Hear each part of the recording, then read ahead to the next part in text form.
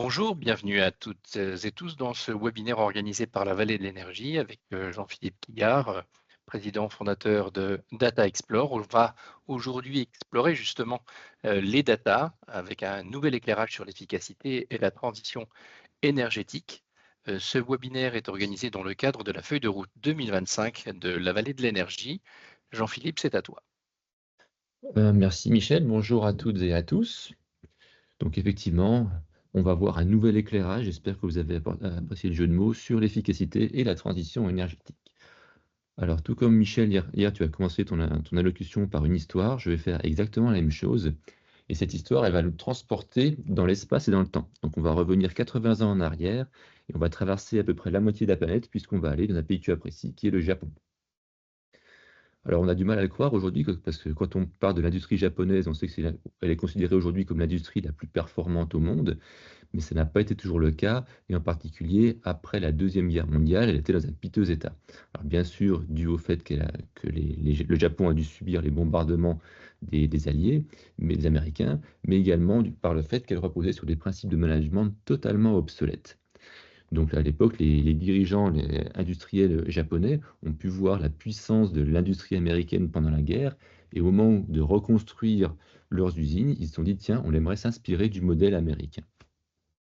Donc pour ça, il se trouve qu'à l'époque, les gouvernements japonais et américains, après la guerre, avaient passé des accords de coopération. Donc les Américains ont accepté d'aider les Japonais, et pour ce faire, ils ont envoyé au Japon leurs meilleurs spécialistes pour qu'il leur explique les théories de gestion de la production. Ce spécialiste, c'était ce monsieur qui s'appelle Edwards Deming. C'est un nom que vous connaissez peut-être, si vous avez fait de la qualité, vous connaissez peut-être la route Deming, c'est l'outil qui porte son nom. Donc Deming est allé au Japon, pendant une semaine, il a présenté toutes ces théories de management de la production, le lean manufacturing, ce qu'on appelle aujourd'hui le lean, l'amélioration continue. Les industriels japonais ont pris des notes. Au bout d'une semaine, tout le monde est rentré chez soi. Et les Japonais ont mis en œuvre ces théories. Et 80 ans après, on voit ce que ça a donné. Ça nous a donné le meilleur système de production au monde. Alors pourquoi est-ce que je vous raconte ça et quel rapport avec les data et avec l'énergie? Ça, c'est pour vous dire que M. Deming, c'était quand même quelqu'un, quand on parle d'amélioration continue, qui s'y connaît. C'est quand même lui qui a fondé même le principe. Il avait l'habitude de dire une chose, c'est on ne peut améliorer que ce que l'on sait mesurer. Pour moi, c'est fondamental, moi qui suis data scientist, c'est vraiment le fondement même de mon métier. C'est-à-dire qu'en fait, quand on parle de mesurer, on ne parlait pas à l'époque encore de data, mais mesurer, c'est commencer à faire de l'acquisition de données. Et c'est donc ces données, ces mesures qui vont être le fondement de tous les processus de transformation et d'amélioration qu'on peut vouloir faire dans l'entreprise. Et bien sûr, ça s'applique à tous les domaines de l'entreprise, et on va voir comment on peut appliquer ça, nous, au domaine de l'énergie, et en particulier des consommations électriques. Donc je vous propose de structurer, de diviser cette présentation en deux temps. Dans un premier temps, on va regarder comment est-ce que les data permettent de réduire sa consommation électrique. Donc ça, c'est quelque chose qui est applicable dès aujourd'hui, je veux dire, en tout cas dans le monde actuel. Et ensuite, on va se projeter dans un futur proche, de l'ordre de quelques mois à quelques années, et je vais vous expliquer comment aujourd'hui on voit la transition énergétique, quel va être l'impact qu'elle aura sur notre système électrique, et pour que vous puissiez vous projeter et comprendre finalement quels sont les outils qui seront à votre disposition demain pour optimiser vos consommations. Et également, bien sûr, on verra toujours ça via un prisme qui est le prisme du data, qui est le thème de ce webinaire. Alors pour commencer, là on passe sur une page presque blanche et vous voyez que j'ai fait un schéma sur la droite. Ce schéma, il va évoluer au fur et à mesure de la présentation. Il représente en fait le système électrique à un instant donné. Donc aujourd'hui, notre système électrique, il est assez basique, en tout cas pour la plupart des utilisateurs. On a un bâtiment, alors j'ai symbolisé ici par une maison. Je l'ai symbolisé par une maison, mais ça peut être un bâtiment industriel, ça peut être une usine, une mairie ou un hôpital. Et à côté de ça, on a le réseau électrique, et notre bâtiment, il va simplement soutirer de l'énergie auprès du réseau. C'est la flèche orange qu'on voit apparaître ici, qui est un flux d'énergie. En parallèle avec ce flux d'énergie, on voit deux flèches bleues qui sont, elles, des flux d'information. Ce qui veut dire que, au fur et à mesure que le bâtiment consomme, le bâtiment est équipé d'un compteur intelligent qui va renvoyer ces données de consommation auprès du réseau, c'est le fameux compteur Linky.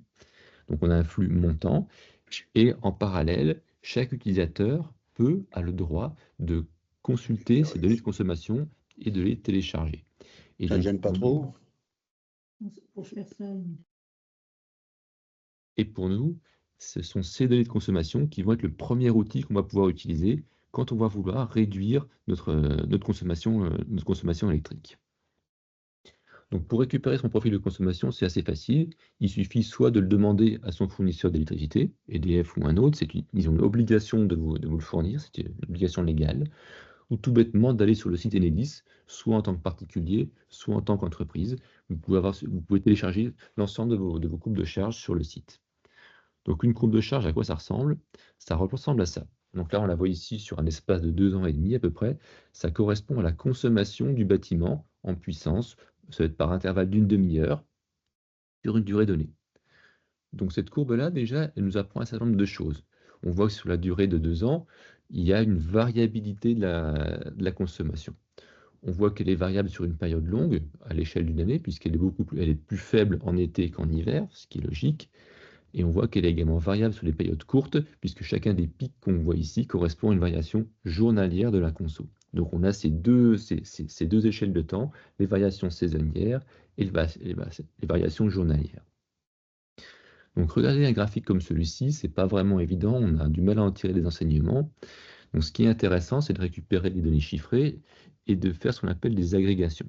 Faire des agrégations, ça va vouloir dire regrouper ces données par type de durée pour pouvoir en tirer des enseignements.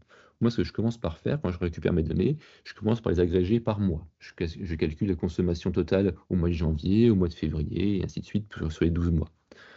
Ensuite, je vais les agréger par jour de la semaine. Je vais essayer de construire une semaine type en disant, en moyenne, le lundi, on consomme tant, le mardi, on consomme tant, et pareil pour les 7 jours à venir. Et de construire également un profil journalier. Donc on consomme tant entre minuit et 1h, entre 1h et 2h. Et là encore, on répète sur l'ensemble de la journée. Et donc ces courbes agrégées, on va les comparer à ce que l'on connaît ou ce que l'on imagine de la consommation du bâtiment. Je vous montrerai un exemple dans quelques secondes. Un bâtiment, par exemple, suivant qu'il a un chauffage au gaz ou un chauffage électrique, la variation de consommation entre l'hiver et l'été ne va pas être la même.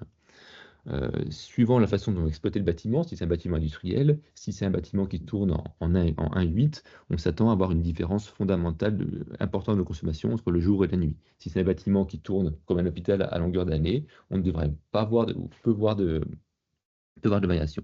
Et donc, en comparant les courbes que l'on obtient avec ce qu'on connaît du bâtiment, on va commencer à voir s'il y a des choses qui sont logiques ou illogiques. Il y a quelques années, je vais prendre un exemple, je faisais une étude pour une entreprise, donc une PME de la région, d'une quarantaine de personnes, qui tournait en 8, avec essentiellement de l'activité d'assemblage. Et j'avais commencé à faire cette étude-là. Et donc, ça c'est ce que je vous disais, on obtenait une courbe ici, qui est la courbe de charge sur la journée. On voyait que on avait un pic de consommation le matin, qui correspondait à l'activité industrielle, la consommation baissait à midi, pendant la pause, c'est logique, elle réaugmentait l'après-midi, pour ensuite devenir quasiment proche de zéro au début de nuit. Et tout à coup, à 10h le soir, elle se mettait à exploser jusqu'à 2-3h le matin. Alors je me dis, tiens, qu'est-ce que ça pourrait être? Ça pourrait être leur chauffage. Ils avaient dit qu'ils avaient un chauffage électrique, donc peut-être que leur chauffage se met en route la nuit. Donc j'en ai discuté avec eux, ils ont dit non, c'est pas possible, notre chauffage n'est pas en route la nuit. Ceci dit, on a comparé ce qui se passait l'été et l'hiver, on a vu que ça se passait que l'hiver et pas l'été.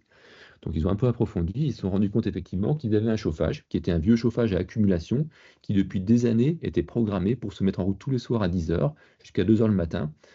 Et ensuite, il restituait son énergie pendant le reste de la nuit.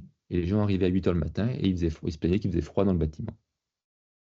Donc en faisant ça, on a pu chiffrer la consommation que ça représentait. Ça représentait une consommation de l'ordre de 7 000 € par an, qui était finalement perdue pour l'entreprise, puisque cette chaleur, elle n'était pas réutilisée, puisque les gens avaient froid dans l'usine. Donc on voit comment, ici, les données nous ont permis de faire une économie qui était finalement assez facile, elle ne nécessitait aucun investissement, c'est simplement le fait de régler différemment leur chauffage, et donc ils gagnaient soit en argent, soit en confort, suivant comment ils pouvaient phaser leur chauffage. Ceci dit, cette consommation-là, comme c'est une consommation qui est à l'échelle du bâtiment, elle n'est pas toujours, ces valeurs-là ne sont pas toujours suffisantes pour comprendre finement ce qui se passe. Je vais prendre un autre exemple. Il y a quelques temps, je travaillais avec une municipalité, une commune proche de chez moi, donc un village de quelques milliers d'habitants. Le maire m'avait demandé d'analyser les consommations des différents équipements de la commune pour voir s'il y avait des choses illogiques. Donc on a regardé ensemble tout ce qui était l'éclairage public, la mairie, l'école, etc. On s'est rendu compte que tout allait bien, sauf au niveau de l'école. L'école, elle consommait comme beaucoup, puisqu'à elle seule, elle consommait 40% de la consommation du village. Et en regardant de près, on s'est rendu compte que c'était étrange. Elle consommait bien sûr quand les enfants étaient là, mais elle continuait à consommer la nuit, et pendant les vacances, et pendant le week-end. Donc on s'est dit qu'il y avait quelque chose qui n'allait pas, qu'il y avait quelque part des consommateurs qui auraient dû être coupés, qui ne l'étaient pas, mais avec les données agrégées, on n'avait pas les moyens de comprendre de quoi il s'agissait. Donc on a décidé avec le maire qu'on allait instrumenter l'école, donc mettre en place des capteurs pour essayer de comprendre quels étaient les différents consommateurs de courant. Donc c'est ce qu'on a fait. On a installé ici, alors j'avais par mon travail un lien avec un fournisseur de capteurs, qui sont des capteurs qui ont l'avantage d'être pas très chers et en plus assez peu intrusifs. Il suffit, vous les voyez peut-être ici, ce sont les petits dominos ici qu'on a juste collés sur des fusibles d'un tableau électrique, donc c'est assez facile à mettre en œuvre. Et donc ces capteurs, ils mesurent en temps réel la consommation des différents circuits de l'école et ils renvoient ces données sur une plateforme qu'ensuite où on peut venir consulter les informations de consommation. À partir de là, on peut établir tout bêtement un Pareto de consommation et on s'est rendu compte d'une chose, c'est que les deux principaux consommateurs, alors c'était d'une part ce qu'on voit ici étant la chaufferie. Alors la chaufferie consomme beaucoup, ça ne paraît pas étonnant, si ce n'est que l'école a un chauffage au gaz. Donc ça veut dire que même en été, on a la chaufferie qui est un chauffage au gaz qui consomme du courant. Pourquoi? Ça reste à déterminer.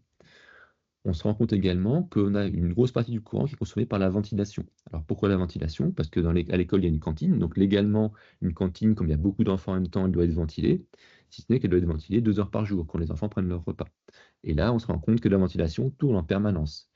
Là, la copie d'écran que vous voyez, je l'ai faite dimanche dernier, en milieu de journée, et on voit que même le dimanche, le bâtiment consommait encore 30 kW, ce qui n'est pas normal.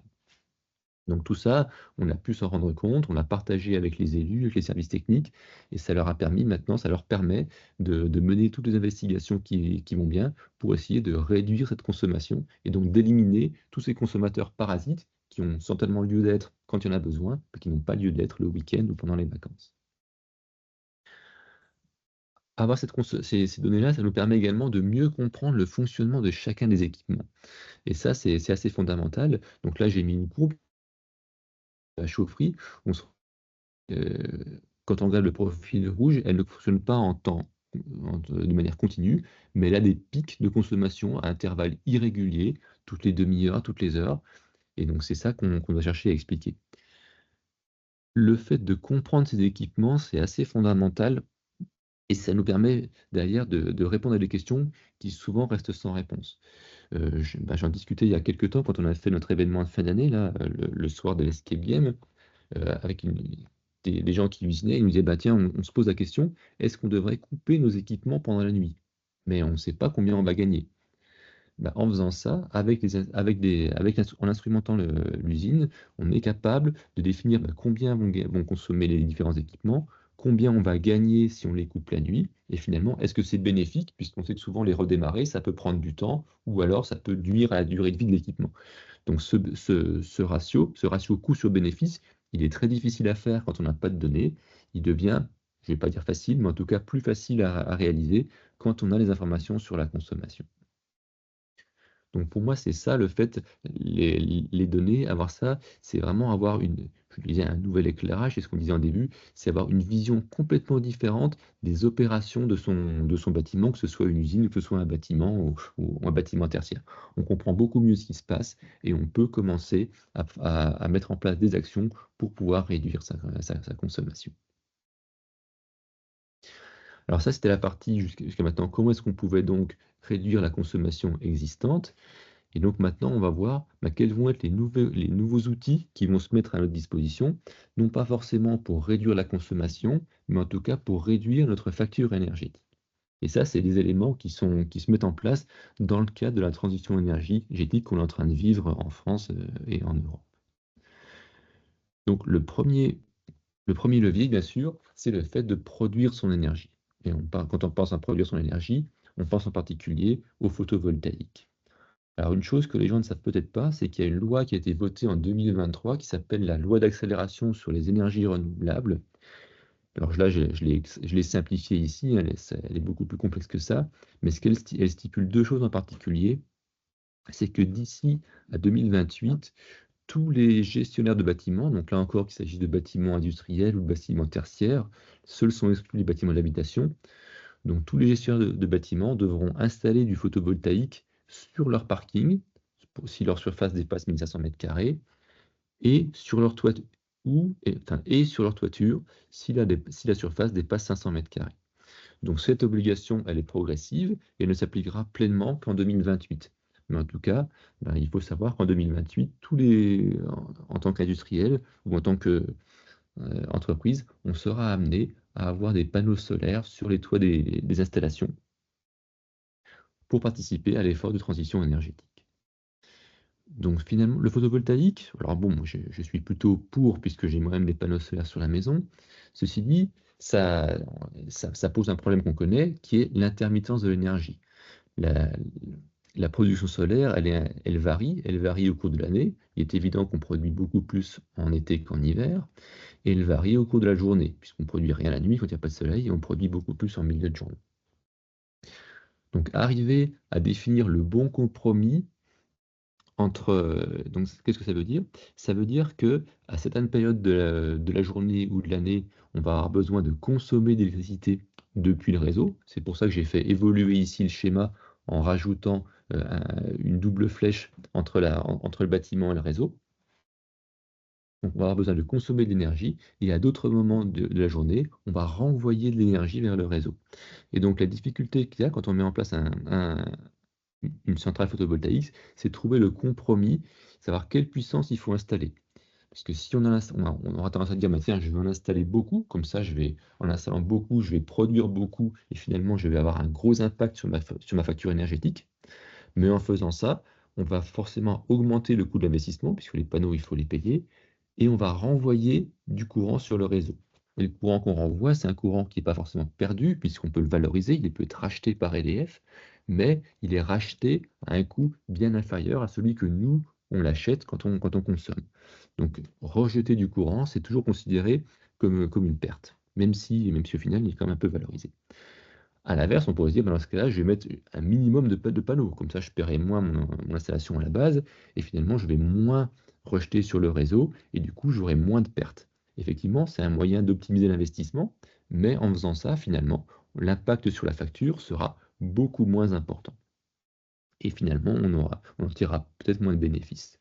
Donc, on va chercher à définir un compromis entre la production et la consommation.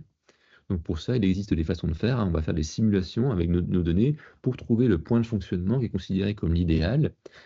Et donc là, forcément, je vous le disais à l'instant, qu'est-ce qu'on va utiliser? On va utiliser les data.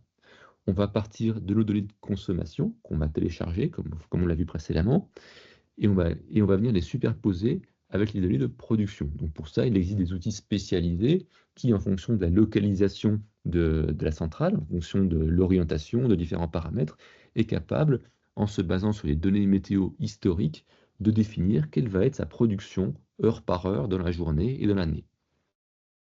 Et en superposant cette production et cette consommation, on arrive à établir un bilan énergétique, donc un bilan qui est à la fois énergétique et un bilan économique pour savoir finalement quel va être le bénéfice de l'installation qu'on va mettre en place, qu'on va mettre chez nous.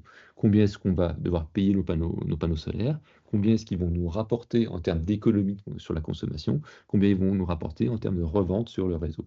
Et au final, on calcule le nouveau coût d'énergie et on peut calculer un retour sur investissement qui généralement pour les entreprises est de l'ordre d'un peu moins de 10 ans.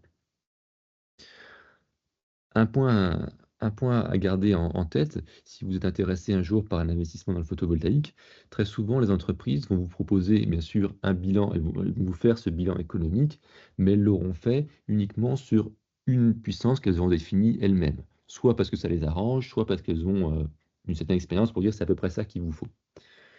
Moi, quand je fais des bilans, quand je fais quand je travaille dans le photovoltaïque, je fais plusieurs simulations, comme ce qu'on voit sur la courbe du haut, je vais en faire une dizaine pour finir par définir quel est le meilleur point, le point optimisé pour l'entreprise.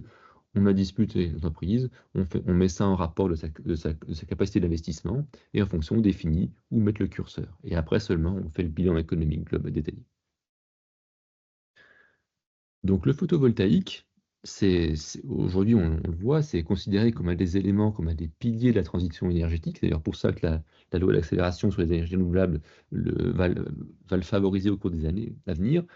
Ceci dit, le photovoltaïque a quand même un gros inconvénient. Enfin, ça va avoir un gros inconvénient, c'est que quand toutes les usines, quand tous les bâtiments seront équipés de panneaux solaires, on va se retrouver avec un afflux d'énergie photovoltaïque sur le réseau dans les périodes particulières d'été et en milieu de journée.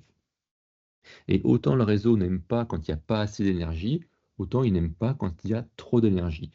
Donc, par quoi ça va se traduire? Déjà, ça va se traduire par deux choses. Ça va se traduire par des coûts de revente qui vont être de plus en plus faibles, puisque il y a la loi de l'offre et de la demande fait que l'offre va être trop importante. Donc, les coûts de revente vont baisser, ce qui va finalement pénaliser l'investissement.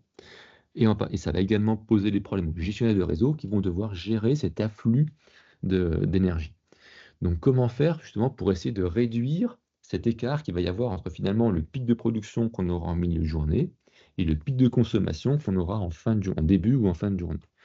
Donc pour ça, il y a plusieurs dispositifs qui existent, et le premier auquel on pense, ça va être de stocker son énergie.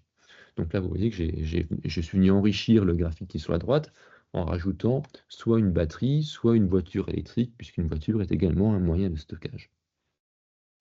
Donc le stockage, vous l'aurez compris, il va permettre de récupérer une partie de l'énergie qu'on a en surplus en milieu de journée pour ensuite la restituer en fin de journée et donc éviter d'avoir à consommer sur le réseau. Et donc on va augmenter la part d'énergie auto-consommée et on va favoriser la rentabilité de l'investissement. Euh,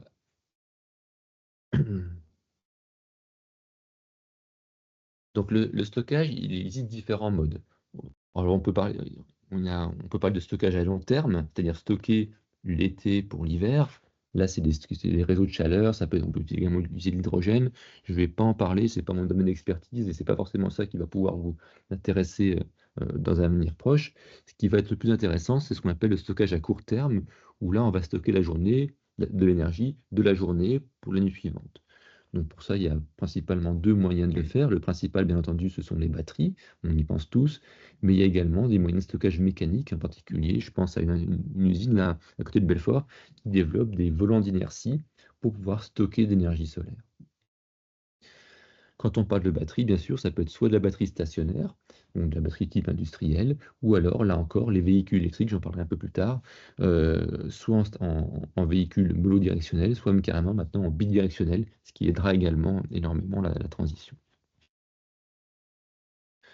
Donc, quel est l'intérêt des données dans le stockage? Parce qu'en fait, pour stocker, c'est assez basique. Il suffit d'une simple carte électronique qui détecte le fait que quand on a un surplus d'énergie, on va le diriger dans la batterie, et à l'inverse, dès que l'énergie produite n'est plus suffisante, c'est la batterie qui va prendre le relais. Donc pour ça, il n'y a pas besoin de données. Si ce n'est qu'en faisant ça, on ne répond pas forcément à l'objectif qui est de lisser les pics de charge. Pourquoi? Parce que ça veut dire que quand on fait ça, quand on fait ce qu'on appelle de la charge basique, on va commencer à charger assez tôt le matin, dès qu'on a de l'énergie disponible, qui est un moment où finalement l'énergie est encore valorisable, elle a encore un coût, parce qu'il n'y en a pas encore sur le réseau.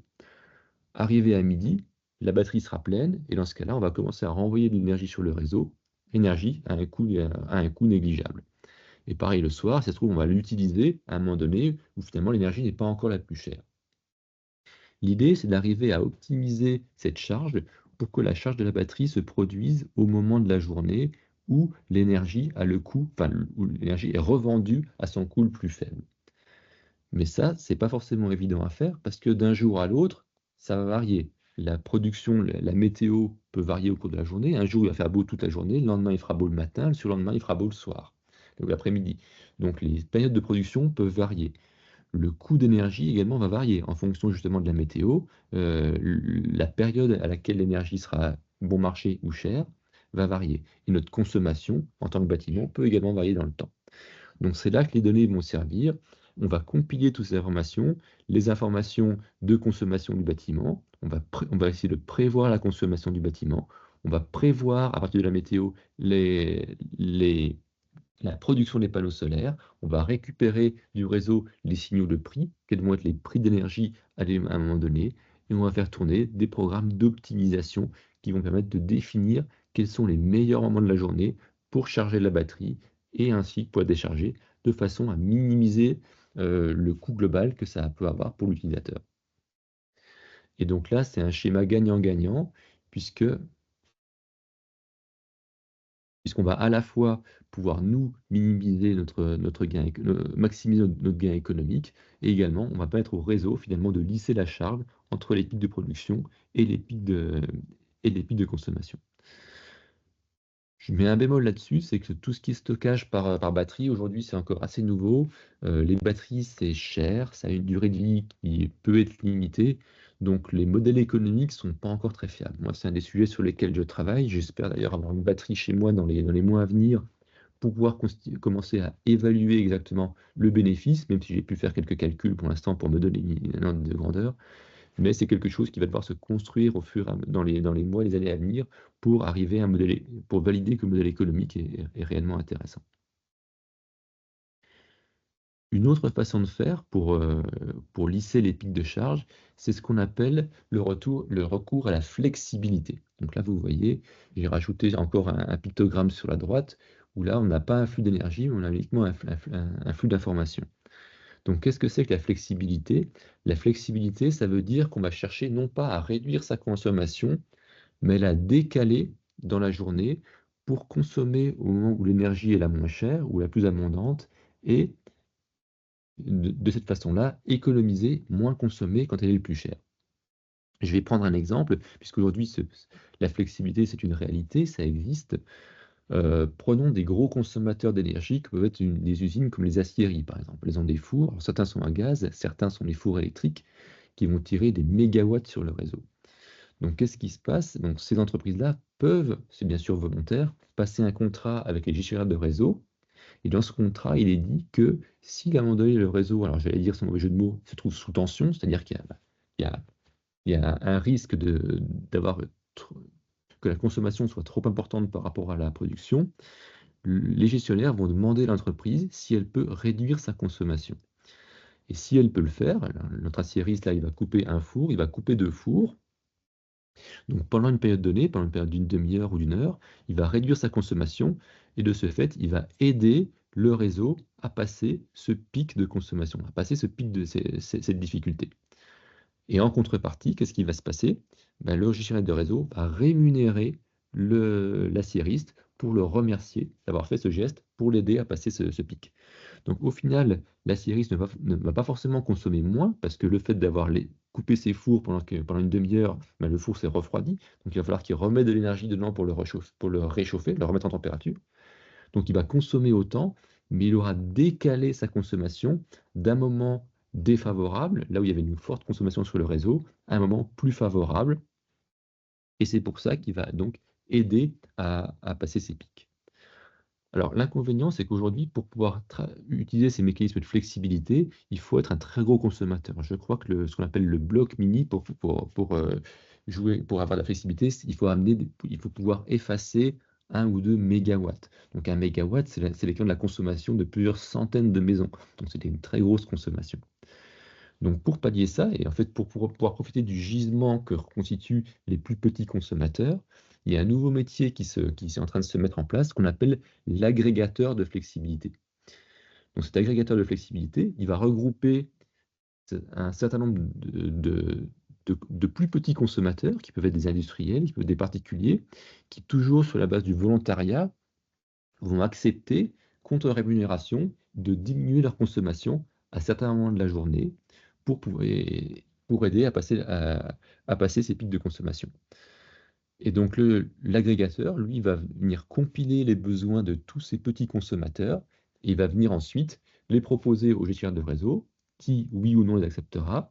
Et s'il les accepte, l'agrégateur va être rémunéré pour cette flexibilité, et il va ensuite redistribuer une de ses revenus à l'ensemble de ses clients. Donc ça encore, c'est un outil qui est un énorme consommateur de data, puisque et là, c'est ce que je vous en parle en connaissance de cause, puis c'est ce sur quoi je travaille essentiellement au quotidien. Il va falloir récupérer les données de consommation de tous ces petits consommateurs, donc de tous les équipements qui sont sujets à la flexibilité. Une fois qu'on a récupéré ces données de consommation, il va falloir pouvoir prévoir la consommation dans 1 heure, dans 2 heures, dans 3 heures, additionner tout ça, et ensuite, il y a tout un circuit de données automatisé où il va y avoir des échanges d'informations qui vont se faire entre les agrégateurs et l'opérateur de et les géants de réseau. Donc on a un processus qui est vraiment qui est basé sur les données, et là, il n'y a vraiment que le numérique qui peut permettre d'utiliser tous ces gisements de flexibilité que nous sommes, nous, en tant que petits consommateurs. Et la flexibilité, donc dans ma présentation, j'en parle après le stockage, parce que ça paraît moins logique, ou en tout cas c'est moins connu que le stockage, mais aujourd'hui c'est l'outil que les gestionnaires de réseau privilégient, qui souhaitent mettre en avant même le stockage pour aider à favoriser la transition énergétique. Et le combo idéal dans tout ça, c'est d'arriver à combiner la flexibilité et le stockage, puisque la batterie, elle permettra bien sûr donc de récupérer de l'énergie pendant les périodes de forte production, et ensuite, elle choisira son moment, elle pourra restituer son énergie, non pas forcément quand le bâtiment en aura besoin, mais quand le réseau en aura besoin, pendant les pics de consommation, ce qui va permettre de maximiser finalement le revenu qu'on obtiendra grâce à la batterie. Et un des outils pour faire ça, ça va être le véhicule électrique, puisque le véhicule électrique, aujourd'hui, il est essentiellement ce qu'on appelle monodirectionnel, c'est-à-dire que vous pouvez uniquement charger votre voiture depuis le réseau, mais on commence à voir des voitures qui apparaissent sur le marché qui sont bidirectionnelles, à savoir qu'elles sont capables, elles, de rendre leur énergie, d'alimenter le réseau à partir de leur batterie. Et donc ça va finalement devenir ces voitures électriques vont devenir des batteries sur roues, et elles vont permettre de participer à la transition, puisque si on a sur les moyens de travail, son lieu de travail, le moyen de charger la batterie, on va pouvoir charger la journée au moment où l'électricité est finalement bon marché. Alors soit parce qu'elle est offerte par le directeur, par l'usine, soit parce on la paye pas très cher. Et le soir, on va pouvoir la renvoyer sur le réseau pour pouvoir générer un revenu. Et c'est pour ça qu'on dit souvent que beaucoup voient la voiture électrique comme étant un frein à la transition énergétique, en disant finalement les voitures électriques vont fragiliser le réseau puisqu'elles vont augmenter la demande. Mais en fait, les voitures électriques, quand elles seront bidirectionnelles, ce qui commence à être le cas, elles seront au contraire un élément pour faciliter la transition énergétique, puisqu'elles vont participer à ce lissage de charge entre les périodes de forte production et les périodes de forte consommation. Ceci étant dit, on a beau avoir des batteries, on a beau avoir recours à la flexibilité, il y aura forcément des moments où on va quand même renvoyer de l'énergie sur le réseau. On aura toujours un surplus d'énergie.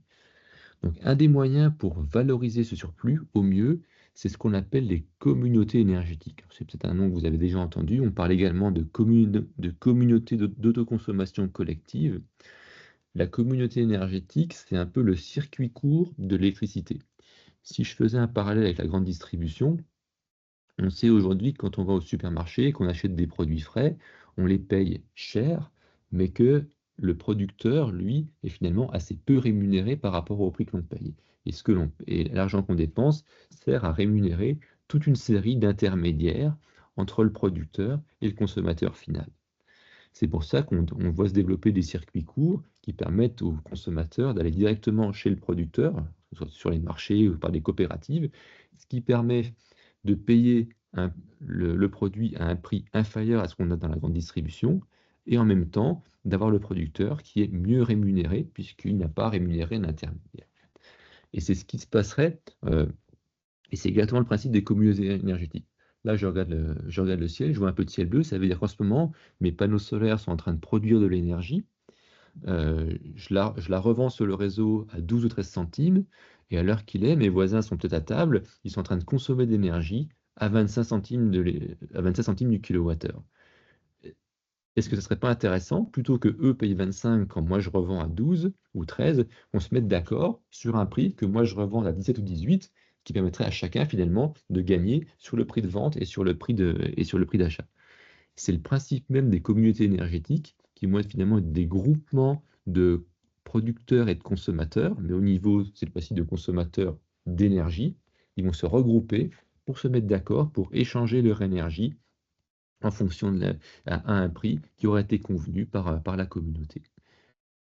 Donc là encore, les data vont avoir un rôle important à jouer, puisque avant même de monter la communauté, il est important d'avoir un équilibre entre la production et la consommation. S'il n'y a que des producteurs, il n'y aura personne pour acheter. S'il n'y a que des consommateurs, il n'y aura personne pour vendre. Donc on va définir avec un jumeau numérique, on va faire une simulation de la communauté pour estimer quels sont les flux d'énergie entre les bâtiments et pouvoir ainsi définir les prix d'échange. Et ensuite, une fois que la communauté a été mise en place, on a besoin de mesurer ces flux d'énergie en production et en consommation pour pouvoir après reconstituer les factures et savoir qui doit quoi à qui.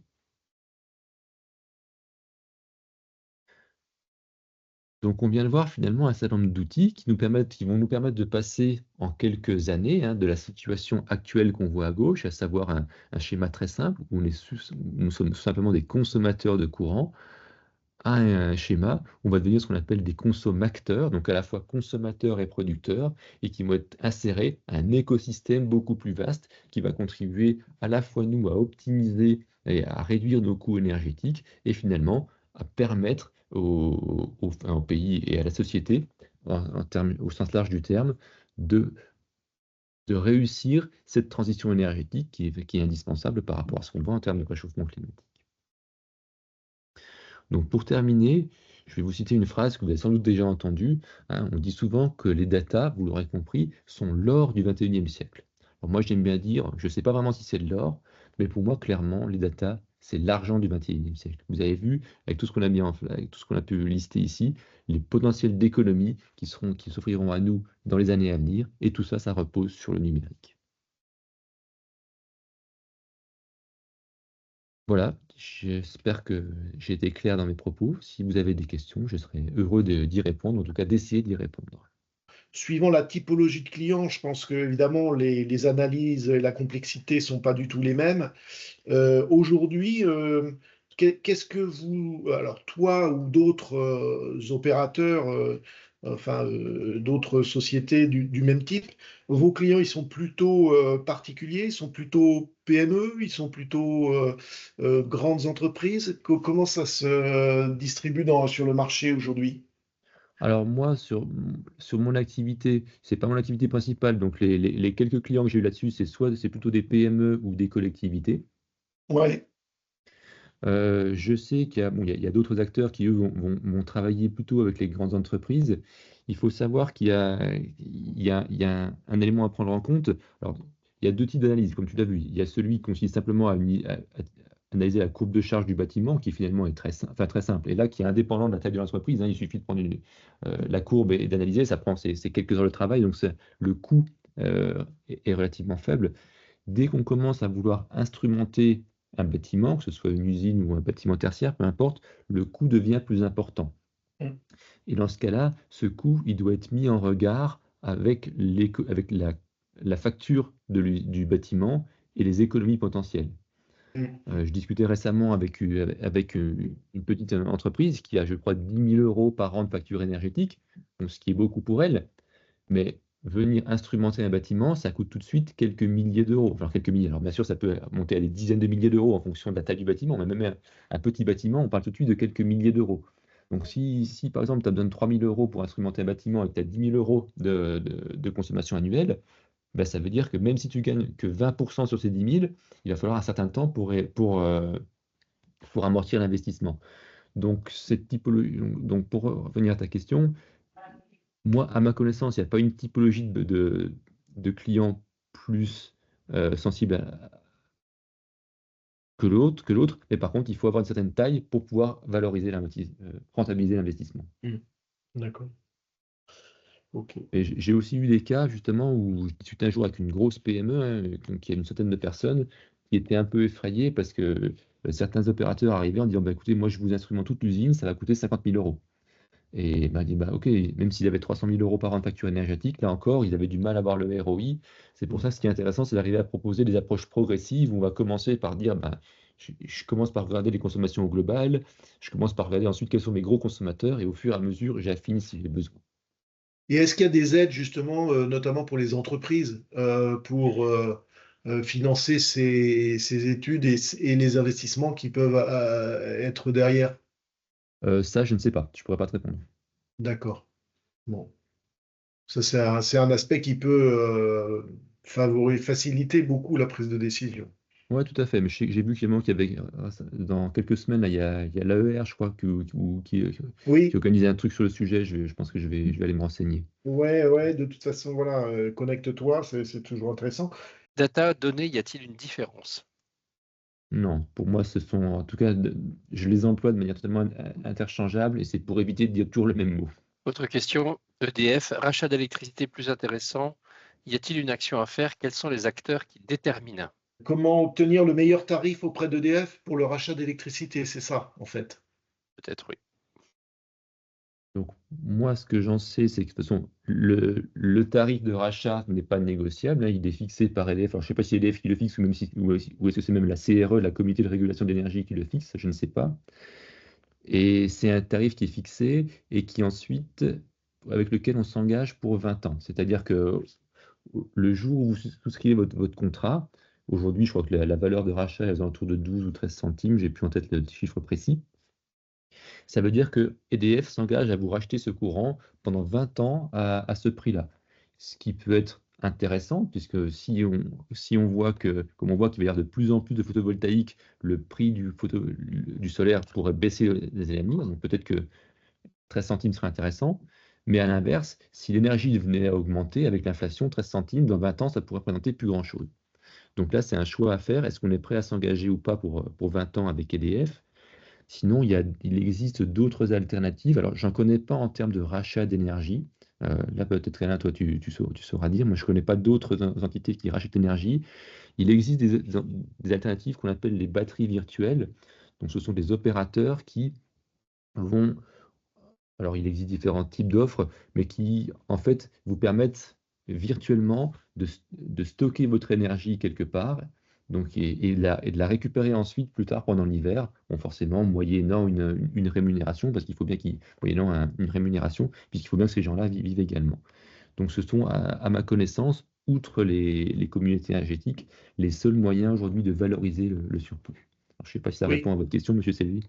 Donc là, le complément que je peux apporter, c'est que effectivement, EDF a l'obligation de racheter l'énergie, même s'il n'en a pas besoin au moment où il l'achète, à un tarif qui est prédéfini, qui est réglementaire et qui est unique pour tout le monde en France, enfin pour toute personne.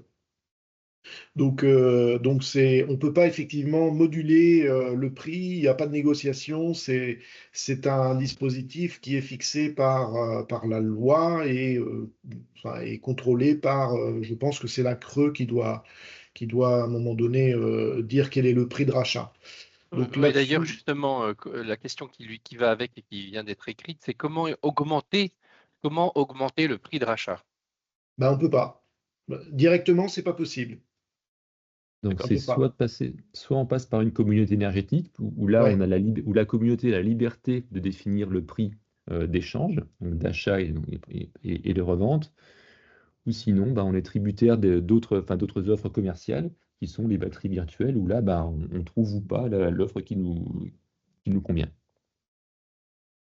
Voilà. Et puis, déjà, et ce tarif est quand même assez, enfin, il est calculé sur une base rationnelle, mais qui est plutôt avantageux, je pense, pour les gens qui vendent l'énergie. Et puis, la deuxième chose que je voulais te dire par rapport, alors c'est pas une question, mais il n'y a pas eu la question, mais c'est effectivement, tu disais que tout à l'heure, Jean-Philippe, que euh, plus il y a de- d'énergie intermittente sur le réseau, plus il peut y avoir des moments où où elle est trop abondante et par conséquent les prix baissent, il se trouve aujourd'hui qu'en fait on est dans une situation même qui est potentiellement plus embêtante et déstabilisante, puisque aujourd'hui on a des prix négatifs de l'énergie. C'est-à-dire que quand vous êtes producteur, vous êtes obligé de vous débarrasser de votre énergie, donc vous la donnez au réseau et vous payez pour fournir l'énergie, parce qu'en fait, il y a beaucoup trop d'énergie sur le réseau et elle ne peut pas être évacuée. Donc, on arrive à une situation qui est...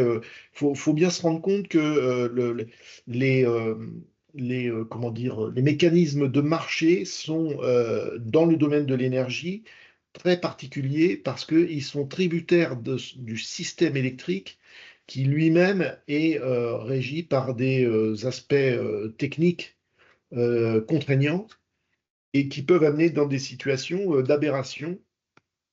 Et aujourd'hui, la situation, c'est que donc, ces journées de prix négatifs, elles ont augmenté au fil du temps. Je ne sais plus combien il y en a eu l'année dernière, enfin en 2024, mais je crois que C'était quelques dizaines, je crois. Hein, c'est plus de 60. Donc c'est quand même important, hein, significatif. Ce qui veut dire que les gros producteurs eux-mêmes sont pénalisés. Et aujourd'hui, en fait, celui qui sert de régulateur quelque part des prix, c'est le nucléaire. C'est-à-dire qu'il n'est pas fait pour ça, mais la priorité, elle est donnée par la loi aux producteurs d'énergie renouvelable. Donc, ils envoient leur énergie, quelles que soient les conditions, sur le réseau. Et c'est à EDF de baisser la charge de ces réacteurs nucléaires pour que les prix restent positif, disons, positifs ou pas trop négatifs. Donc ça, c'est une situation qui, aussi, si on regarde d'un point de vue systémique, qui désoptimise le fonctionnement global du système électrique, parce que, si vous voulez, les centrales nucléaires ne sont pas faites pour ça, elles nécessitent des gros investissements, et toute perte de production euh, qui arrive pour des raisons exogènes à la centrale sont des pertes financières qui vont tout de suite chiffrer dans des sommes très très importantes. Donc il est question aujourd'hui de revoir cette loi et de demander aux renouvelables de cesser leur production au moment où il y a ces situations de surplus.